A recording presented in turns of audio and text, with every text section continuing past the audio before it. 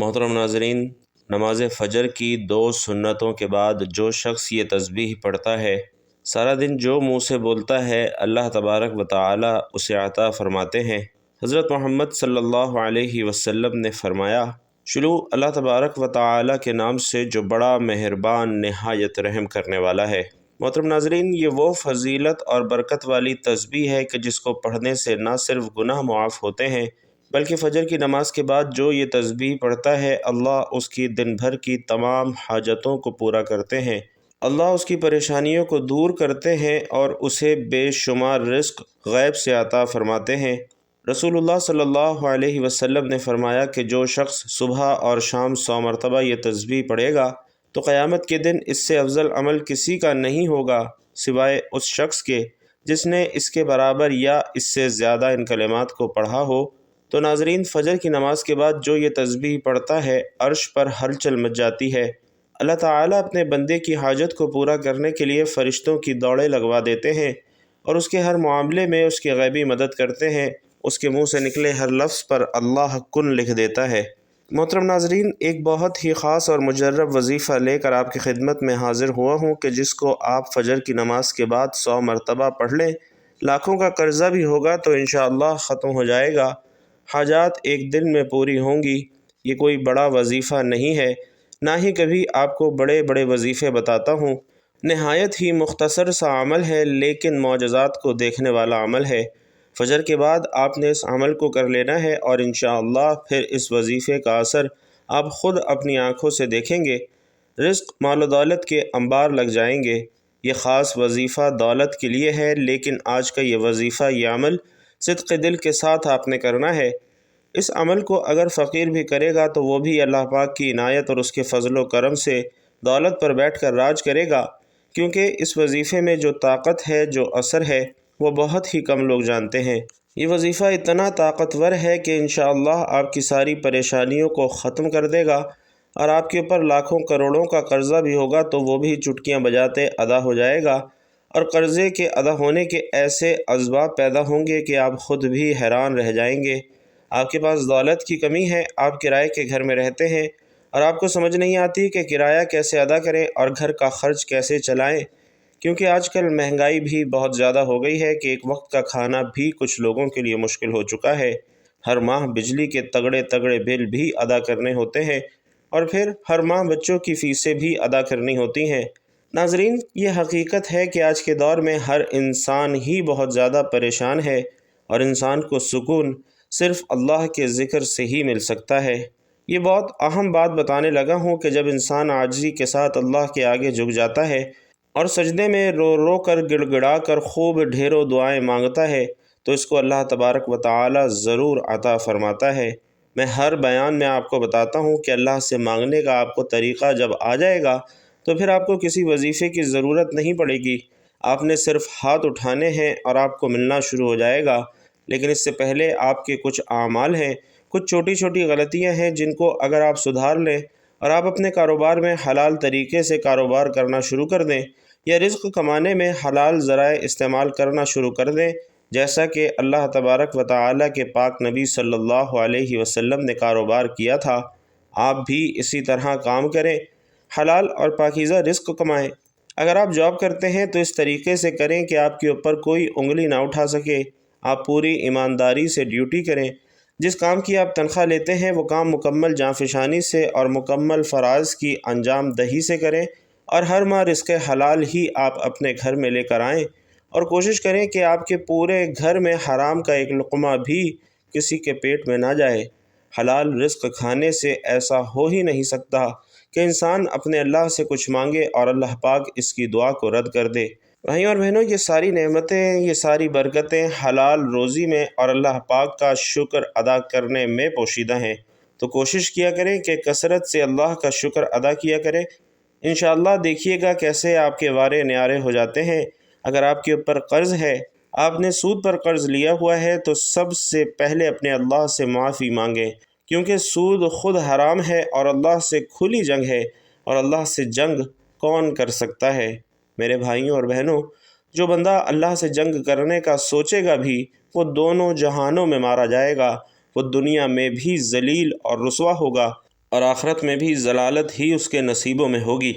جہنم کے انتہائی نچلے گڑھے میں اسے پھینکا جائے گا۔ تو آپ نے سب سے پہلے سود کے کاموں سے توبہ کرنی ہے، جھوٹ سے توبہ کرنی ہے، غیبت سے توبہ کرنی ہے، چغلی سے توبہ کرنی ہے، اور یاد رکھیے کہ صرف توبہ نہیں کرنی بلکہ اس توبہ پر قائم بھی رہنا ہے۔ اور سب سے اہم بات، اگر آپ اپنے رشتہ داروں سے قطع تعلقی میں ہیں، کسی سے بھی ہیں، تو فوراً اس سے جا کر معافی مانگیں، چاہے آپ کی غلطی ہے یا نہیں۔ پھر دیکھنا کہ کیسے اللہ پاک آپ کے اوپر اپنا فضل و کرم فرماتے ہیں۔ آپ کے اوپر اللہ تعالیٰ اپنا خاص کرم فرمائیں گے۔ آپ نے رشتہ داروں کے ساتھ تعلقات جوڑنے کی کوشش کرنی ہے، یہ نہیں دیکھنا کہ کسی نے کیا کہہ دیا۔ آپ عاجزی اختیار کریں، کیونکہ جو عاجزی اختیار کرے گا پھل بھی اسی کو ملے گا۔ ناظرین، جب آپ کبھی بلندی پر چڑھتے ہیں تو آپ کو معلوم ہوگا کہ بلندی پر چڑھتے ہوئے انسان کو جھکنا پڑتا ہے۔ آپ سیدھے کھڑے ہو کر بلندی پر کبھی نہیں چڑھ سکتے، لیکن جب آپ نے نیچے اترنا ہوتا ہے اس وقت آپ سیدھا ہو کر نیچے اتر سکتے ہیں۔ تو یہ بات بھی اسی طرح ہے کہ جب بھی آپ نے بلندی کی طرف سفر کرنا ہو، جھکنا آپ ہی کو پڑے گا۔ تو ناظرین، ان باتوں کا خیال رکھیے، اور آج جو وظیفہ بتا رہا ہوں اس کی ترتیب اچھے طریقے سے سمجھ لیجئے۔ میری باتوں پر آپ نے عمل بھی کرنا ہے، اور اپنے دوست احباب کے ساتھ بھی یہ باتیں لازمی شیئر کرنی ہیں، کیونکہ یہ بھی ایک طرح کا صدقہ جاریہ ہے۔ کسی ایک بندے نے بھی اس بات پر عمل کر لیا تو اس کا اجر آپ کو بھی ملے گا اور مجھے بھی ملے گا۔ تو ناظرین، جب فجر کی 2 سنتوں کے بعد آپ نے کوشش کرنی ہے وہیں اسی جگہ پر بیٹھ جائیں۔ مردوں نے کوشش کرنی ہے کہ وہ مسجد میں جا کے جماعت کے ساتھ نماز ادا کریں، عورتوں نے گھر میں نماز ادا کرنی ہے۔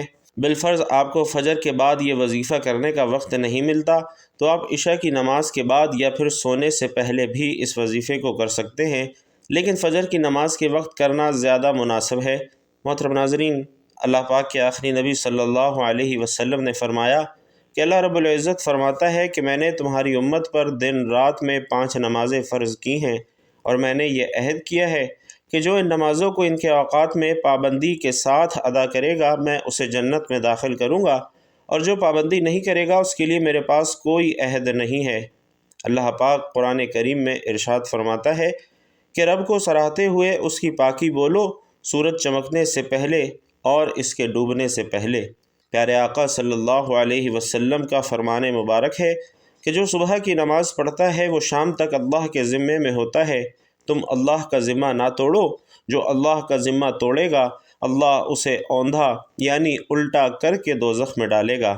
اسی طرح ناظرین، اللہ پاک کے آخری رسول صلی اللہ علیہ وسلم کا فرمان عبرت نشان ہے کہ جو صبح کو نماز کو گیا وہ ایمان کے جھنڈے کے ساتھ گیا، اور جو صبح کو بازار گیا وہ ابلیس یعنی شیطان کے جھنڈے کے ساتھ گیا۔ سرکار دو عالم صلی اللہ علیہ وسلم فرماتے ہیں کہ جس نے 40 دن فجر اور عشاء کی نماز باجماعت پڑھی، اللہ پاک اسے 2 آزادیاں عطا فرمائے گا، ایک آگ سے اور دوسری نفاق یعنی منافقت سے۔ محترم ناظرین، نماز جنت کی چابی ہے، نماز دین کا اہم ستون ہے، اور قیامت والے دن سب سے پہلے نماز کے متعلق ہی سوال کیا جائے گا۔ اللہ رب العزت ہم سب کو 5 وقت کی نماز باجماعت ادا کرنے کی توفیق نصیب فرمائے۔ جو شخص صبح کی نماز سورج نکلنے سے پہلے پڑھ لے یعنی باجماعت ادا کرے یا وقت پر ادا کرے تو ایسا بندہ اللہ پاک کے ذمے میں چلا جاتا ہے۔ جو 2 نمازیں یعنی فجر اور عصر کی نماز شوق سے پڑھتا ہے، اللہ پاک اس کے لیے باقی نمازیں پڑھنا بھی آسان کر دیتا ہے۔ جب اسے موت آئے گی اللہ تبارک و تعالی اس کے لیے جنت کے 8 دروازے کھول دیتا ہے۔ فجر کی سنتیں دنیا کے خزانوں سے بہتر ہیں۔ اللہ پاک قیامت کے دن اس شخص کو اپنا دیدار نصیب کرے گا۔ فرمان مبارک ہے کہ اے میرے صحابہ، منافق بندے پر بوجھل اور سب سے بھاری نماز فجر کی نماز ہے۔ تو ناظرین، فجر کی نماز کی فضیلتوں کو مد نظر رکھتے ہوئے گزارش ہے کہ اگر آپ اپنی دنیا اور آخرت سنوارنا چاہتے ہیں اور دونوں جہانوں میں کامیابی حاصل کرنا چاہتے ہیں تو فجر کی نماز کو خودارا اپنے اوپر لازم کر لیجئے۔ تو فجر کی نماز ادا کرنے کے بعد آپ نے سب سے پہلے ایک مرتبہ بسم اللہ الرحمن الرحیم پڑھ لینی ہے۔ اللہ پاک کے پاک اور لاریب قرآن مجید میں آیا ہے کہ سلیمان کی طرف سے ہے، اور وہ یہ ہے: اللہ کے نام سے شروع کرتا ہوں جو بے حد مہربان نہایت رحم کرنے والا ہے۔ حضرت سلیمان علیہ السلام نے اپنے خط کا آغاز اللہ رب العزت کے بابرکت نام سے ہی کیا۔ اسی طرح حضرت نوح علیہ السلام کی کشتی کے چلنے کا تذکرہ قرآن مجید میں کیا گیا تو اللہ تعالیٰ نے فرمایا کہ اس میں سوار ہو جاؤ، اس کا چلنا اور تیرنا اللہ کے نام سے ہے، بے شک میرا رب بخشنے والا مہربان ہے۔ تو گویا ناظرین، کسی بھی ایسے کام کا آغاز جو جائز ہو تو اللہ کا نام لینا اور اسے شروع کرنا انبیاء علیہم الصلاۃ والسلام کی سنت مبارکہ ہے، جو اس کام میں برکت پیدا کر دیتی ہے۔ جب نبی کریم صلی اللہ علیہ وسلم بھی کوئی کام کرتے تو اس کی ابتدا ہمیشہ اللہ کے بابرکت نام سے فرماتے تھے۔ آپ علیہ الصلاۃ والسلام نے فرما رواؤں کے نام خطوط لکھے تو ان کا آغاز بھی اللہ تبارک و تعالیٰ کے بابرکت نام سے ہی کیا۔ تو ناظرین، اس سے معلوم ہوتا ہے کہ کس قدر اہمیت کی حامل یہ بسم اللہ شریف ہے۔ تو آپ نے سب سے پہلے بسم اللہ الرحمن الرحیم پڑھ لینی ہے اور اس کے بعد نبی کریم صلی اللہ علیہ وسلم کی ذات اقدس پر 11 مرتبہ درود پاک پڑھنا ہے۔ درود پاک آپ کوئی سا بھی پڑھ سکتے ہیں، چاہے تو آسان اور مختصر سا درود صلی اللہ علیہ وآلہ وسلم پڑھ لیں یا صلی اللہ علی محمد پڑھ لیں، یا پھر نماز والا درود یعنی درود ابراہیمی پڑھ لیں۔ حضرت عبداللہ بن عمر رضی اللہ تعالی عنہ سے روایت ہے کہ ایک شخص نے حضور اقدس صلی اللہ علیہ وسلم کی خدمت بابرکت میں حاضر ہو کر اپنی مفلسی اور تنگدستی کی شکایت کی تو آپ صلی اللہ علیہ وسلم نے فرمایا کہ جب تم گھر میں داخل ہو اور گھر میں کوئی ہو تو اسے سلام کرو، اگر گھر میں کوئی نہ ہو تو مجھ پر سلام عرض کرو اور ایک بار قل هو اللہ احد پڑھو۔ اس شخص نے ایسا ہی کیا اور اللہ تبارک و تعالی نے اسے اتنا مالدار کر دیا کہ اس نے اپنے ہمسایوں کی بھی خدمت کی۔ فرمان مصطفیٰ صلی اللہ علیہ وسلم ہے کہ جو یہ پسند کرے کہ اللہ تعالیٰ اس کے گھر میں خیر زیادہ کرے تو جب بھی کھانا حاضر کیا جائے وضو کرے اور جب اٹھایا جائے اس وقت بھی وضو کرے۔ اور ناظرین، کھانے کے وضو سے مراد دونوں ہاتھوں اور منہ کا اگلا حصہ دھونا اور کلی کرنا ہے۔ اسی طرح حضرت عبداللہ بن عمر رضی اللہ تعالیٰ عنہ روایت کرتے ہیں کہ ایک شخص حضور اکرم صلی اللہ علیہ وسلم کی خدمت میں حاضر ہوا اور اپنی تنگدستی کا شکوہ کرنے لگا تو آپ صلی اللہ علیہ وسلم نے اس آدمی سے فرمایا، کیا تمہیں وہ تسبیح بھول گئی ہے جو ملائکہ کی تسبیح ہے، جو مخلوقات کی تسبیح ہے؟ اسی کے ذریعے سے سب کو رزق دیا جاتا ہے۔ حضرت عبداللہ بن عمر رضی اللہ تعالی عنہ نے عرض کیا، یا رسول اللہ، وہ کون سی تسبیح ہے؟ تو آپ علیہ الصلاۃ والسلام نے فرمایا، اے ابن عمر، صبح صادق کے طلوع ہونے کے بعد سے لے کر نماز فجر کے درمیان یہ کلمات سبحان اللہ و بحمدہ سبحان اللہ العظیم استغفر اللہ 100 مرتبہ پڑھ لو تو دنیا تمہارے پاس ناک رگڑتی ہوئی آئے گی، اور اللہ تبارک و تعالی ہر اس کلمے کے بدلے جو تم کہو گے ایک فرشتہ پیدا فرمائیں گے جو کہ قیامت تک تسبیح بیان کرتا رہے گا اور اس کا ثواب تمہیں ملے گا۔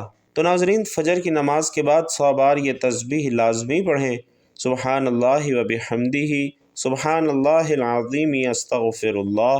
انشاءاللہ آپ کی تمام دنیاوی پریشانیاں دور ہو جائیں گی اور اللہ تبارک و تعالی آپ کی تمام حاجتوں کو پورا کرے گا۔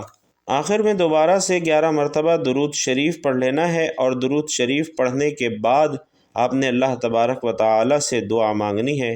ناظرین، جب بھی مانگنا ہے اللہ سے مانگنا ہے، برکت والا خیر و عافیت والا رزق مانگنا ہے۔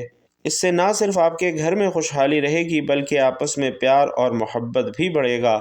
ہر بندہ دن رات زیادہ سے زیادہ پیسے کمانے کے چکر میں بہت سے راستے اختیار کرتا ہے، تو کوشش کریں کہ آپ نے شارٹ کٹ اختیار نہیں کرنا۔ اپنے کام پہ آپ نے مکمل توجہ دینی ہے اور رزق حلال کمانا ہے، محنت کرنی ہے۔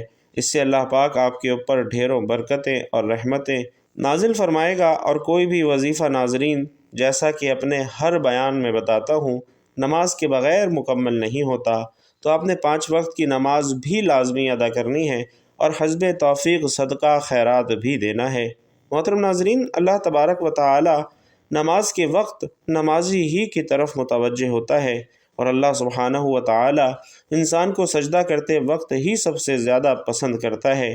جب انسان نماز کے لیے تیار ہوتا ہے تو جنت کے دروازے اس کے لیے کھول دیے جاتے ہیں، اور نماز کی جانب وہ جتنے قدم بڑھاتا ہے اس کے اتنے گناہ معاف کر دیے جاتے ہیں، اتنا ہی ثواب اس کے حق میں لکھ دیا جاتا ہے۔ جنگ میں ہو، کوئی چاہے دشمن کی تلوار کے سائے میں ہو یا پھر دشمن کے ڈر سے اپنی جان بچا کر بھاگ رہا ہو، اس وقت بھی نماز کو قضا کرنے کی صورت میں ادا کرنا لازم اور فرض ہے۔ یہ اسلام کا فرمان ہے اور نماز بے شک دارین کی سعادتوں کی ضامن ہے۔ اللہ عز و جل قرآن مقدس میں ارشاد فرماتا ہے کہ یہ کتاب پرہیزگاروں کو ہدایت ہے جو ایمان لائے اور نماز قائم کرتے ہیں، اور ہم نے جو دیا اس میں سے ہماری راہ میں خرچ کرتے ہیں، اور فرمایا کہ نماز قائم کرو اور زکوٰۃ ادا کرو اور رکوع کرنے والوں کے ساتھ نماز پڑھو، یعنی مسلمانوں کے ساتھ کہ رکوع ہماری شریعت میں ہے، یا پھر باجماعت نماز ادا کرو۔ ناظرین، نماز کا مطلقاً ترک کرنا سخت ہولناک چیز ہے۔ اسے قضا کر کے پڑھنے والوں کے لیے فرمایا کہ خرابی ہے ان نمازیوں کے لیے جو اپنی نماز سے بے خبر رہتے ہیں، وقت گزار کر پڑھنے اٹھتے ہیں۔ اور میرے بھائیوں اور بہنوں، نماز کی اہمیت کا اندازہ اس بات سے بھی ہوتا ہے کہ اللہ رب العزت نے تمام احکامات اپنے حبیب صلی اللہ علیہ وسلم کو زمین پر بھیجے، لیکن جب نماز فرض کرنا منظور ہوئی تو حضور صلی اللہ علیہ وسلم کو اپنے عرش عظیم پر بلا کر اسے فرض کیا اور شب اسریٰ یعنی معراج کی رات میں یہ تحفہ دیا۔ اسی طرح فرماتا ہے کہ بے شک نماز مومنوں پر اپنے مقررہ وقت میں ادا کرنا فرض ہے۔ اس طریقے سے اللہ تبارک و تعالی نے پورے قرآن میں مختلف مقامات پر مختلف طریقوں سے 186 مرتبہ اپنے بندوں کو نماز قائم کرنے کا حکم دیا ہے، کیونکہ نماز تمام برائیوں سے روکتی ہے، جیسا کہ قرآن مقدس میں ارشاد ہے کہ بے شک نماز تمام برائیوں اور برے کاموں سے روکتی ہے۔ اللہ تبارک و تعالی اپنے بندوں کو نماز پر پابندی کی تلقین اس لیے کر رہا ہے تاکہ اس کے بندے ضلالت اور گمراہی کے دلدل میں نہ پھنسیں اور حق کی راہ پر گامزن رہیں، تمام تر اختلافات اور مصیبتوں سے بچے رہیں۔ اگر آپ قرآن مقدس کی تلاوت کریں گے تو بے شمار آیات آپ کو ایسی ملیں گی جو نماز پر دلالت کرتی ہیں، اور آپ جان لیں گے کہ بے شک نماز ہر حال میں فرض ہے اور اس سے بچنے کا کوئی چارہ کار نہیں ہے۔ حضرت عقبہ بن عامر رضی اللہ تعالی عنہ سے روایت ہے کہ سید المرسلین صلی اللہ علیہ وسلم نے فرمایا کہ جو بھی مسلمان اچھے طریقے سے وضو کرتا ہے پھر کھڑے ہو کر اس طرح 2 رکعت نماز پڑھتا ہے کہ اپنے دل اور چہرے سے متوجہ ہو کر یہ 2 رکعتیں ادا کرتا ہے تو اس کے لیے جنت واجب ہو جاتی ہے۔ اسی طرح ناظرین، حضور علیہ الصلاۃ والسلام نے فرمایا کہ جس نے نماز پر مداومت کی تو قیامت کے دن وہ نماز اس کے لیے نور، برہان اور نجات ہوگی، اور جس نے نماز کی حفاظت نہ کی تو اس کے لیے نہ نور ہے، نہ برہان ہے، نہ نجات ہے، اور وہ قیامت کے دن قارون، فرعون، حامان اور ابی بن خلف کے ساتھ ہوگا۔ اللہ اکبر! ناظرین، کتنی بڑی وعید ہے۔ پیارے آقا صلی اللہ علیہ وسلم فرماتے ہیں کہ جس نے جان بوجھ کر نماز چھوڑی تو جہنم کے اس دروازے پر اس کا نام لکھ دیا جاتا ہے جس سے وہ داخل ہوتا ہے۔ استغفر اللہ۔ اللہ رب العزت سے دعا ہے کہ ہم سب کے صغیرہ کبیرہ گناہوں کو معاف فرمائے اور ہم سب کو 5 وقتہ نماز پابندی سے ادا کرنے کی توفیق نصیب فرمائے۔ اللہ تعالی ہم سب کو نیکی کی بات سننے، سمجھنے اور اس پر عمل کرنے کی طاقت اور توفیق مرحمت فرمائے۔ میرا سنانا اور آپ کا سننا اپنی بارگاہ میں قبول و منظور فرمائے، آمین یا رب العالمین۔ محترم ناظرین، آخر میں آپ سے گزارش ہے کہ اگر آپ اپنے رزق میں وسعت، برکت اور کشادگی چاہتے ہیں تو اللہ تبارک و تعالی کا انتہائی طاقتور صفاتی نام یا رزاق کمنٹ باکس میں لکھنا مت بھولیے گا۔ اللہ تبارک و تعالی آپ سب کا حامی و ناصر ہو، آمین یا رب العالمین۔